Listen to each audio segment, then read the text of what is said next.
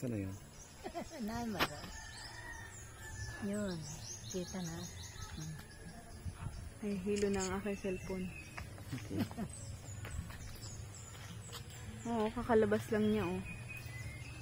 Ano ba? Ang laking butterfly! Ano? Ano ang ano sa butterfly?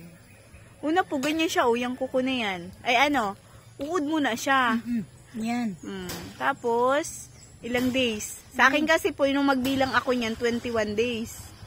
Na, magbabago yung itsura niya para maging kukon. Tapos, pag naging kukon na siya, another 1 week or 2 weeks, magiging butterfly na siya. Ang gandang butterfly, oh. Ano siya ang nag-itlog? Sino? Ha? Kaya ang na-itlog? Ano ang na-itlog? Na itlog. O paano ba yan? Uod po siya.